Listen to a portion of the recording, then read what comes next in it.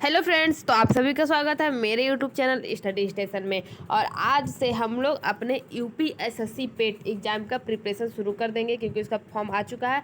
तो आप लोग जल्दी से पेट का फॉर्म डाल दीजिए और यूपीएसएससी पेट की तैयारी शुरू कर दीजिए। तो जिन जिन भाई बहनों को यूपीएसएससी पेट की तैयारी करनी है, तो आप लोग मेरे चैनल को सब्सक्राइब कर लीजिए। और इस वीडियो में हम लोग सबसे पहले सिलेबस देखेंगे, क्या क्या सिलेबस हमें यूपीएसएससी पेट के लिए कवर करना है।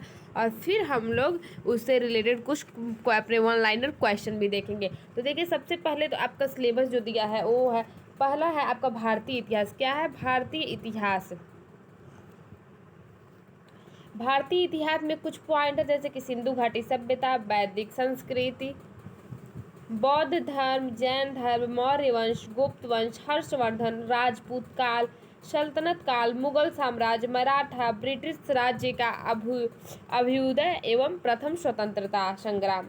और फिर है आपका ब्रिटिश राज्य का सामाजिक आर्थिक प्रभाव। और फिर आपका देगा अभ्यास प्रश्न, नेक्स्ट टॉपिक में दे देगा। तो ये सब टॉपिक आपके इसमें पढ़ने रहेंगे। फिर सेकेंड है आपका भारतीय राष्ट्रीय आंदोलन। इसमें आपको पढ़ना है स्वाधीनता आंदोलन के प्रारंभिक वर्ष, स्वदेशी तथा सविनय अवज्ञा आंदोलन, महात्मा गांधी तथा अन्य नेताओं की उसमें क्या भूमिका थी, क्रांतिकारी आंदोलन तथा उग्र राष्ट्रवाद का उदय कैसे हुआ। फिर आप लोग को देखना है विधायी संशोधन एवं ब्रिटिश इंडिया एक्ट 1935। फिर देखना है आपको भारत छोड़ो आंदोलन, आज़ाद हिंद फौज तथा नेताजी सुभाष चंद्र बोस के बारे में देखना है। और फिर इससे रिलेटेड आपको कोई अभ्यास प्रश्न सॉल्व करने रहेंगे। फिर थर्ड टॉपिक आपका भूगोल। तो भूगोल में आप लोग को क्या क्या देखना है? तो भूगोल में आपको देखना है भारत का भौतिक भूगोल देखना है। तो भारत का भौतिक भूगोल में आप लोग को कुछ टॉपिक मिल जाएंगे। सबसे पहले आप लोग क्या देखेंगे? नदियाँ तथा नदियों की घाटी। फिर देखेंगे भूजल संसाधन, पर्वत पहाड़ियाँ तथा हिमनद, मरुस्थल और शुष्क क्षेत्र, वन, खनिज संसाधन, विशेषकर जो भारत में मतलब विशेषकर खनिज संसाधन है उसको देखना है आपको कि भारत में कौन कौन से खनिज संसाधन है। और फिर आप लोग को भूगोल में कौन सा टॉपिक देखना है? तो भारत का राजनैतिक भूगोल देखना है और फिर जलवायु तथा मौसम देखना है। इसी तरह से आप लोग नेक्स्ट चलिए तो देखिए क्या देखना है इसमें। तो टाइम जोन देखना है, जनसांख्यिकी परिवर्तन तथा प्रवास देखना है। फिर आप लोग को देखना है कुछ अभ्यास प्रश्न इसमें देखने रहेंगे। फिर आप लोग को किसका भूगोल देखना है? फिर आप लोग को देखना है विश्व का भौतिक भूगोल। तो नदियाँ तथा नदियों की घाटी जिसमें देखना रहेगा, भूजल संसाधन देखना रहेगा, पर्वत पहाड़ियाँ तथा हिमनद के बारे में देखना रहेगा, मरुस्थल और शुष्क क्षेत्र, वन, खनिज संसाधन। फिर आपको देखना है विश्व का राजनीतिक भूगोल, टाइम जोन, जनसांख्यिकी परिवर्तन तथा प्रवास, विविध और इससे रिलेटेड अभ्यास प्रश्न देखने रहेंगे।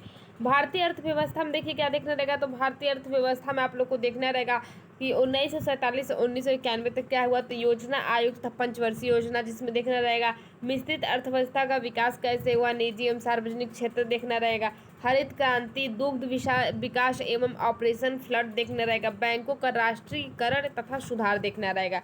नेक्स्ट टॉपिक आप लोग को मिल जाएगा वर्ष 1991 में आर्थिक सुधार तथा उसके बाद की अर्थव्यवस्था, बागवानी, फसलें, केंद्रीय बजट, उत्तर प्रदेश बजट, वस्तु एवं सेवा का जीएसटी। और फिर आप लोग को अभ्यास प्रश्न मिल जाएंगे।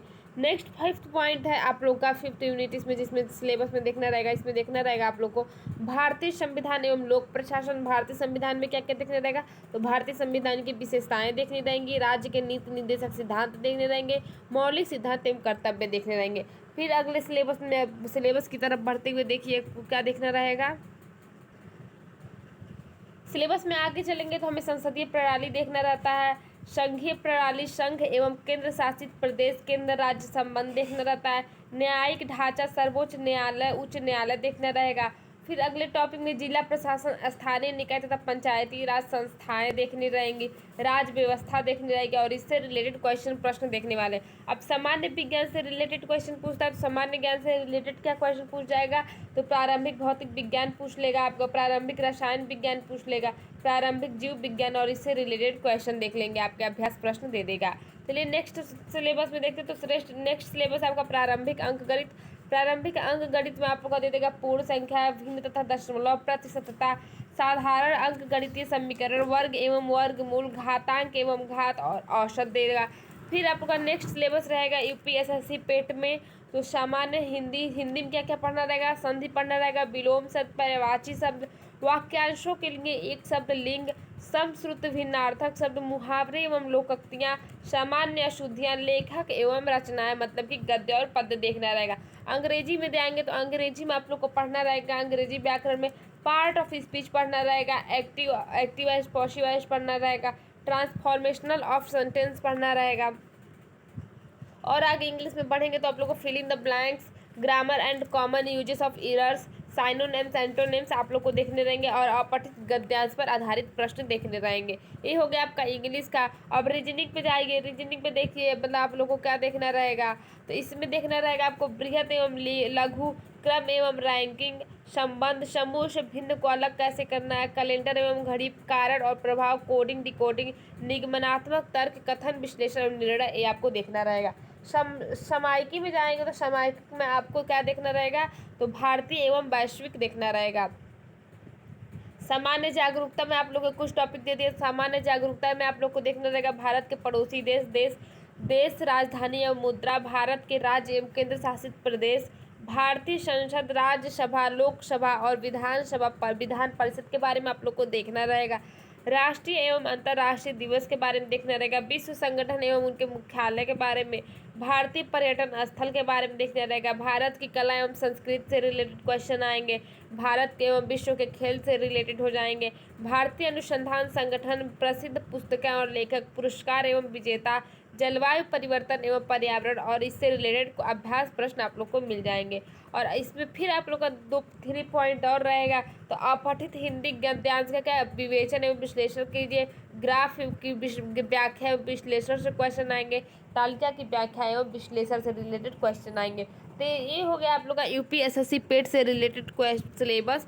तो ये आपका यूपीएसएससी पेट के लिए सिलेबस है, तो आप लोग को इन्हीं सबसे टॉपिक को कवर करना रहेगा। तो इस चैनल पे आप लोग को हर एक टॉपिक अच्छे तरीके से बिल्कुल अपने बेहतरीन तरीके से कवर कराने की कोशिश की जाएगी। और आप लोग मेरे चैनल से जुड़ जाइए, स्टडी स्टेशन को सब्सक्राइब कर लीजिए और अपने दोस्तों के पास भी शेयर कर दीजिए। चलिए हम लोग जल्दी जल्दी पहले 1 लाइनर क्वेश्चन देखेंगे, फिर हम लोग देखेंगे कि कैसे इसका एक्सरसाइज है, कैसे क्वेश्चन आते हैं। तो दोस्तों आज हम लोग जो सबसे पहला टॉपिक है मेरे चैनल पे, और मैं आप लोग को बता दूं कि पेट एग्जाम से रिलेटेड वीडियो बहुत सारे अपलोड है, तो आप लोग जाके एक बार प्लेलिस्ट चेक कर लीजिएगा। और आज हम लोग जो टॉपिक कवर करने वाले तो वो है आपका भारतीय राष्ट्रीय आंदोलन।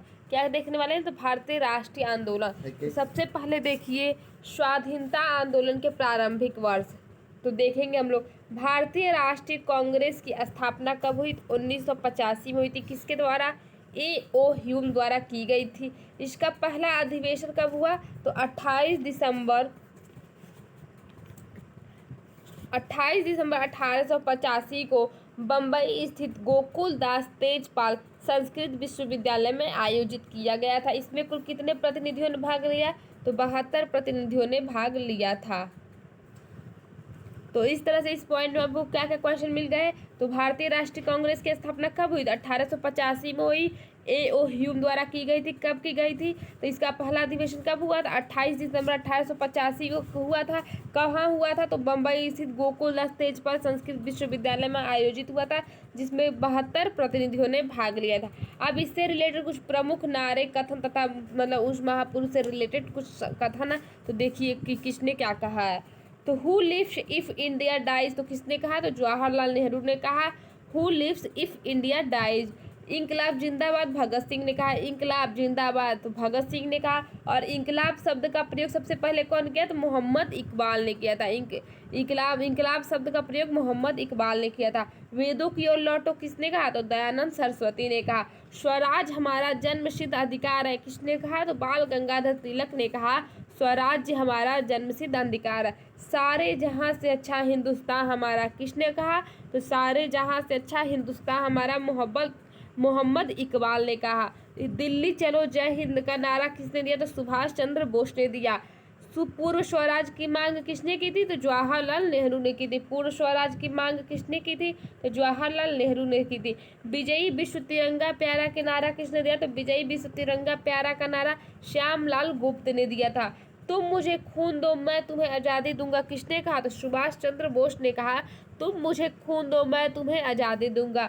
साइमन कमीशन वापस जाओ, किसने कहा? तो साइमन कमीशन वापस जाओ, लाला लाजपत राय ने कहा था। सरफरोशी की तमन्ना अब हमारे दिल में है, किसने कहा? तो सरफरोशी की तमन्ना अब हमारे दिल में है, राम प्रसाद बिस्मिल ने कहा। सत्यमेव जयते का नारा किसने दिया? तो कहाँ से आता है सत्यमेव जयते का कथन? तो मुंडुक उपनिषद से। कहा जाता है? मुंडुक उपनिषद से आया। हे राम किसने कहा? तो हे राम आपका महात्मा गांधी से रिलेटेड है। वंदे मातरम किसने कहा? तो बंकिम चंद्र चटर्जी वंदे मातरम लिखे थे। जनगण मन रविंद्रनाथ टैगोर। आराम हराम है किसने कहा? जवाहरलाल नेहरू ने कहा। जय जवान जय किसान किसने कहा? लाल बहादुर शास्त्री ने कहा। जय जवान जय किसान जय विज्ञान किसने कहा? अटल बिहारी वाजपेयी ने कहा। और अगर आप लोग का आ गया जय जवान जय किसान जय विज्ञान जय अनुसंधान, तो किसने कहा है? नरेंद्र मोदी ने कहा है जय जवान जय किसान जय विज्ञान जय अनुसंधान। अब देखिए कुछ फिर से वन लाइनर क्वेश्चन आपके स्क्रीन पर दिख रहे होंगे। आशा आप सभी लोगों को वीडियो पसंद आ रही होगी। फटाफट चैनल को सब्सक्राइब कर लीजिए, अपने दोस्तों को शेयर कर दीजिए। चलिए देखते हैं हम लोग। भारतीय राष्ट्रीय कांग्रेस के पहले अधिवेशन की अध्यक्षता किसने की थी? तो व्योमेश चंद्र बनर्जी ने की थी। किसने की थी? व्योमेश चंद्र बनर्जी ने की थी। WC बनर्जी जिसे कहा जाता है। तथा इसके प्रथम महासचिव कौन थे? तो प्रथम महासचिव भारतीय राष्ट्रीय कांग्रेस पार्टी के AO ह्यूम थे। भारतीय राष्ट्रीय कांग्रेस की स्थापना 1885 के समय भारत का वायसराय कौन था? तो उस टाइम जो 1885 में जब कांग्रेस की स्थापना हुई तो भारत का वायसराय थे लॉर्ड डरफिन। कौन थे? लॉर्ड डरफिन थे। इनका कार्यकाल कब से कब तक था? तो 1884 से 1888 तक था। लॉर्ड डरफिन ने कांग्रेस को क्या कहकर मजाक उड़ाया था? तो लॉर्ड डरफिन ने कांग्रेस का यह कहकर मजाक उड़ाया था कि यह सूक्ष्मदर्शी अल्पसंख्यकों की संख्या है। क्या कहा था? कि सूक्ष्मदर्शी अल्पसंख्यकों की संस्था है। नेक्स्ट पॉइंट देखेंगे तो कांग्रेस का दूसरा अधिवेशन कब हुआ? तो 1886 में कांग्रेस का दूसरा अधिवेशन हुआ था। कहाँ हुआ था? तो कलकत्ता में हुआ था। इसकी अध्यक्षता किसने की थी? तो दूसरे अधिवेशन की अध्यक्षता दादा भाई नौरोजी ने की थी। भारतीय राष्ट्रीय कांग्रेस के प्रथम मुस्लिम अध्यक्ष कौन थे? तो भारतीय राष्ट्रीय कांग्रेस के प्रथम मुस्लिम अध्यक्ष होने का गौरव किसको प्राप्त है? तो बरुद्दीन तैयब जी को प्राप्त है। किसको प्राप्त है? तो गौरव भारतीय राष्ट्रीय कांग्रेस के प्रथम मुस्लिम अध्यक्ष होने का गौरव किसको प्राप्त है? तो बदरुद्दीन तैयब जी को प्राप्त है। यह भारतीय राष्ट्रीय कांग्रेस के 27 से 30 दिसंबर 1887 को मद्रास में संपन्न हुए तीसरे अधिवेशन अध्यक्ष पद के लिए चुने गए थे। चलिए हम लोग फटाफट नेक्स्ट टॉपिक देख लेते हैं। तो नेक्स्ट टॉपिक क्या दिया है? भारतीय राष्ट्रीय कांग्रेस का प्रथम निर्वाचित यूरोपीय अध्यक्ष कौन था? तो जॉर्ज यूले था। राष्ट्रीय कांग्रेस के समर्थन प्राप्त करने के उद्देश्य से जुलाई 1889 ईस्वी में लंदन में विलियम डिग्बी की अध्यक्षता में ब्रिटिश कमेटी ऑफ इंडिया की स्थापना की गई थी। 1889 में जुलाई में कांग्रेस के समर्थन प्राप्त करने के उद्देश्य से ब्रिटिश कमेटी ऑफ इंडिया की स्थापना की गई थी। किसकी अध्यक्षता में? तो विलियम डिग्बी की अध्यक्षता में की गई थी। इसके आगे का टॉपिक आप लोग को पार्ट 2 में मिल जाएगा, तो फटाफट जाकर प्लेलिस्ट चेक कर लीजिए। मिलते हैं नेक्स्ट वीडियो में। Ta-ta bye bye see you.